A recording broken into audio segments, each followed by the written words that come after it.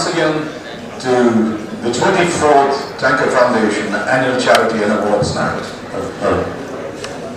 The very number 24 should give you an idea of what is about to begin. This is our Silver Jubilee beginning right now. 25 years, will we be together next time? It has been fabulous for me to be a part of this journey as well, along with all the trustees and all the people who are working with the TANKER Foundation.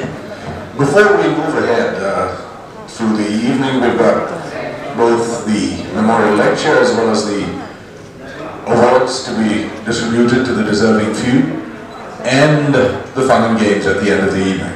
Now, before all that, having said that, we're going to keep you entertained. So any music that you're planning to amplify from your cell phones, could we keep them quiet so we keep you entertained instead? Thank you. We will begin this evening with an invocation. I wouldn't call it a prayer song, but it's a song of hope. I'm going to call upon Ms. Kriti Rao and Ms. Lakshmi Kumar Swami to please take the podium and take us through the invocation.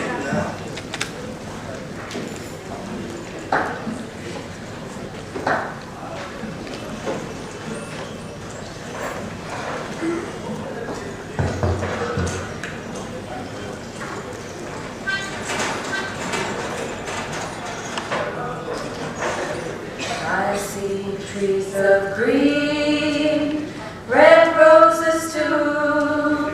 I see them bloom for me and you, and I think to myself, what a wonderful world.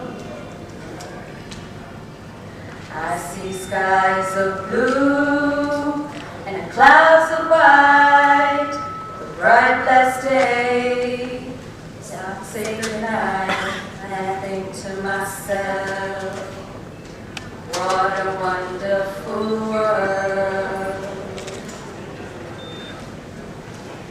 The colors of the rainbow so pretty in the sky, and also on the faces of people going by. I see friends shaking hands, saying, how do you do? They're really saying, I love you. Your babies cry, I watch them grow. They learn much more than I'll ever know. And I think to myself, what a wonderful world. Yeah, yeah, and I think to myself, what a wonderful world. Oh, yeah.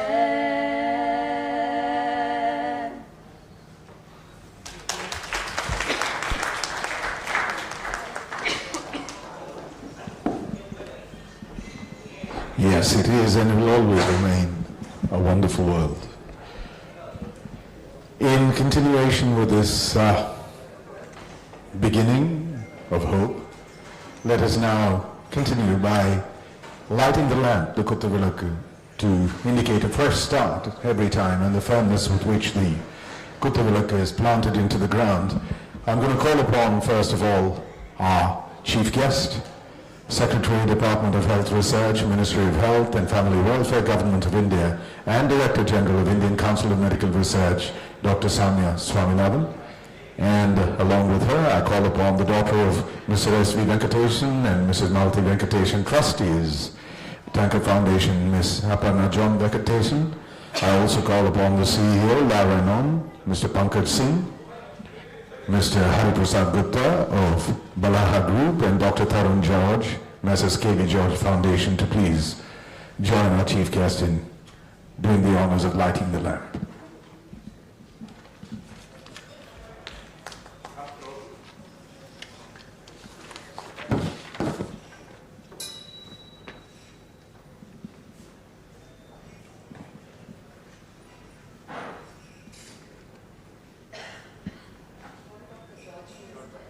May I call Dr. Georgie Abraham as well, who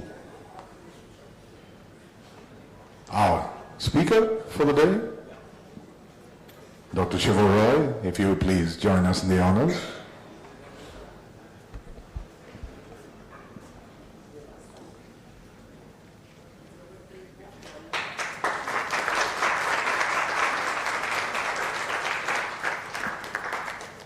Thank you. Ladies and gentlemen, that's all you could manage. This is the beginning of our 25th year. A little louder on that applause, please. Thank you. Ladies and gentlemen, before we proceed, I'm going to request you all to please rise and maintain 1 minute's silence to the departed Honorable Chief Minister, Dr. J. Jayalalitha, who's starting the Chief Minister's health insurance scheme has helped so many patients go through dialysis and transplants, among other things. So may I request you all to please maintain 1 minute's silence.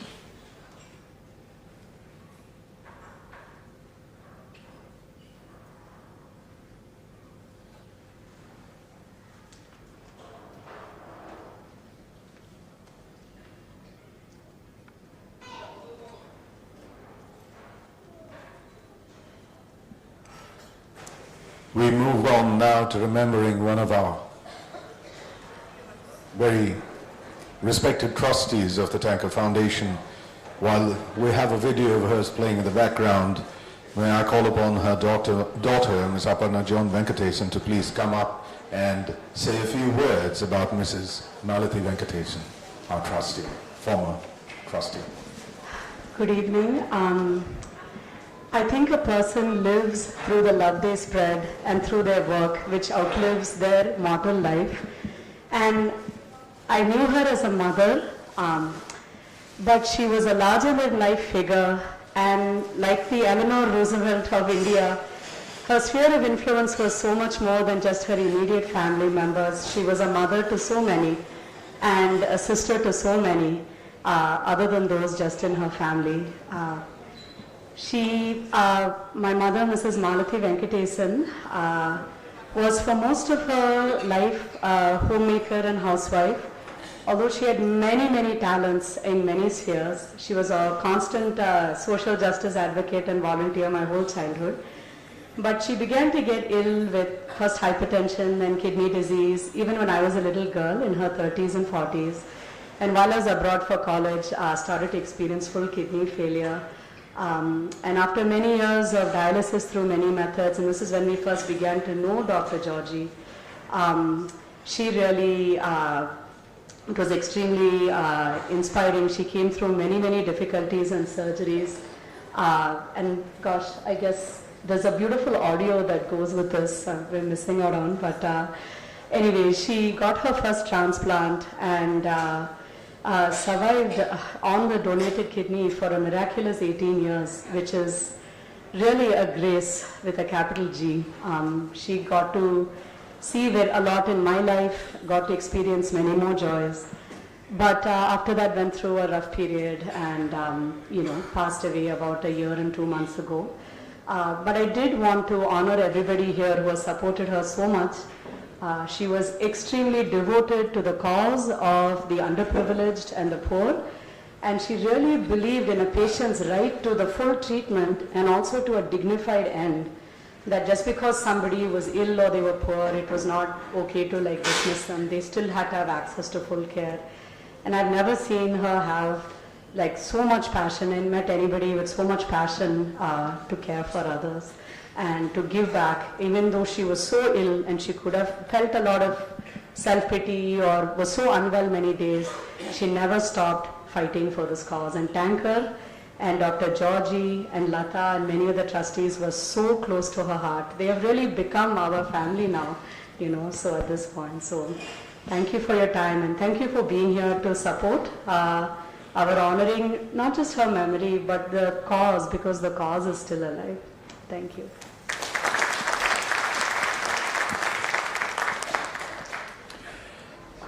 Thank you for those words from the heart.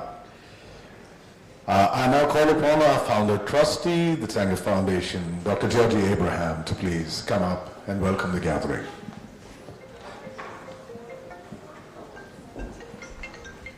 Good evening to all.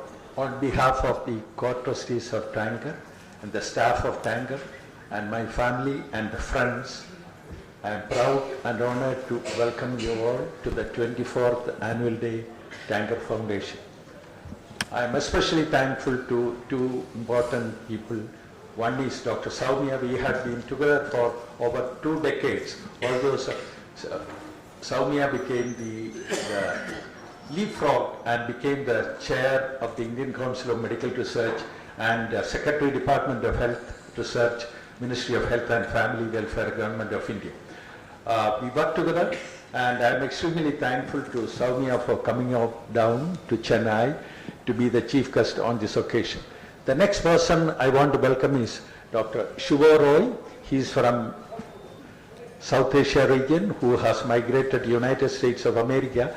I met him a couple of years ago through one friend, and we had a brief chat, and I was impressed by his personality, charm, affability, and you name it, everything. And today I met him along with his family. I welcome him to this 24th TANKER Foundation Annual Day to give the oration on how to regenerate a kidney as well as an implantable kidney. And I also welcome my friends and the awardees and also the other people who are supporting TANKER and people from the media who have been very kind to support all our cause all these years, and both English media as well as local media and different media, and thank you all being present here. So I thank you all, and I'm just waiting for Dr. Shuvo Roy. I don't want to leave any space between myself and Shuvo Roy so that you can listen to him, and I request Dr. Soumya to take a cue from him so that we can move forward in research, because you are the person to take research forward in this country. And unfortunately, we don't do much research in nephrology. And that's the only reason why we instituted these awards, especially for the best young investigator in the country. And we have Pavan from Hyderabad who will be receiving the award. Thank you all, and let's move on.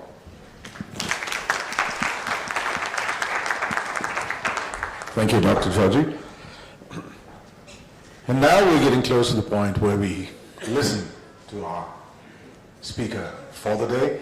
To introduce him to you, I'm going to call upon once again Mrs. Aparna John Venkatesan to please come up and do the honors of introducing our speaker. Oh, for the felicitation, my apologies. My apologies. So I'm going to call upon Dr. Georgie Abraham again, my apologies, to introduce our speaker. Again, what we are talking about is regenerating an organ, or in other terms, it is called as fabricating an organ. Can we do that in future? That's what the research is going on, because can we replace transplant? Can we replace dialysis? Can we replace many other mechanical devices to keep people alive and save lives?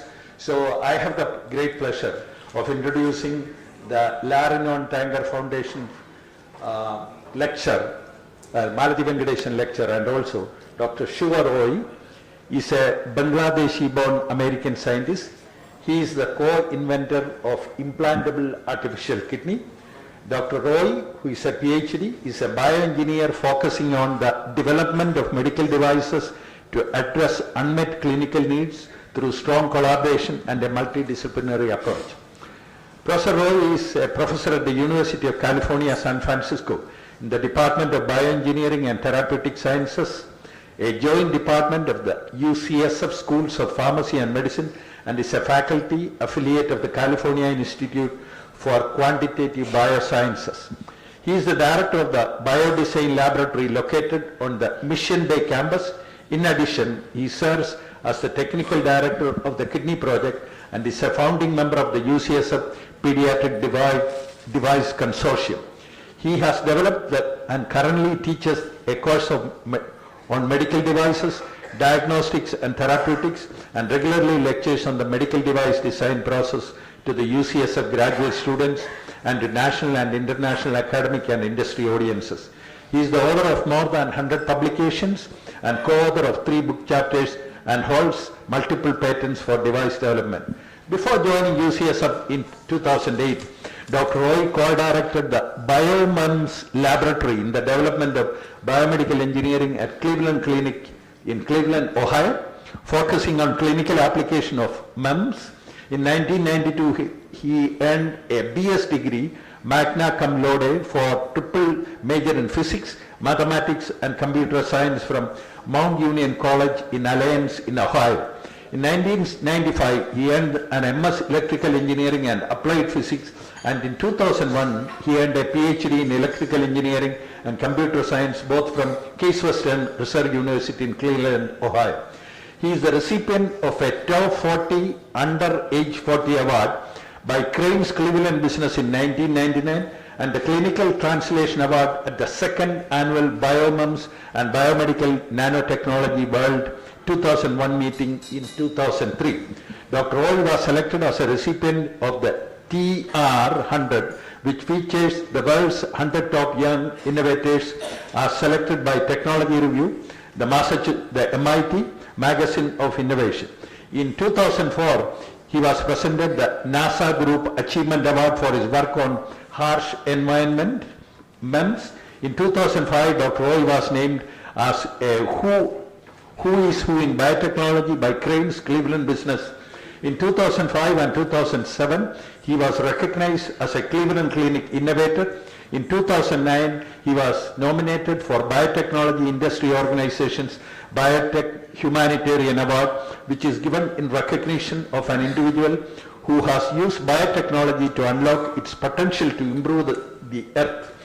In 2012, he was presented the Rising Star Award by Bay Bio Pantheon, and in the same year, he received the Innovation Pathway 2 Award from the Food and the FDA. Most recently, he was recognized as a fellow by the Applied Innovation Institute in 2013. Dr. Roy.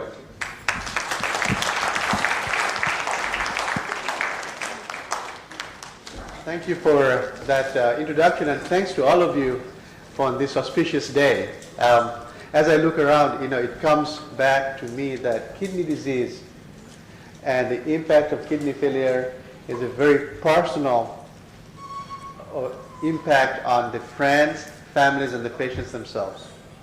So we honor Mrs. Venkatesan, but there's a number of you as well who are directly affected, and you should know that many of us, Dr. Abraham and others, are always working in some way, in our own way, to address the challenges of kidney failure. So today I'll tell you a little bit about our work, but in kidney regeneration. But to complement what Dr. Abraham said, I'm not a nephrologist. I hang around with a lot of nephrologists, including Dr. Abraham. But what I learned was kidney disease and kidney failure has been growing at an astounded rate around the world. And while many of us have that knowledge of kidney disease now, it's fair to say that many of us who did not experience it directly, especially those of us who are not coming from the clinical community, had no idea of its burden on the patient and others. Yeah. So it occurs to me that we should always take a moment to appreciate the efforts of everybody that's trying to raise awareness. And this awareness is so important to move forward. And I think what TANKER is doing through some of the activities that I saw this morning, events like this, is really important, and you guys should congratulate yourselves. Not many places in the world do this.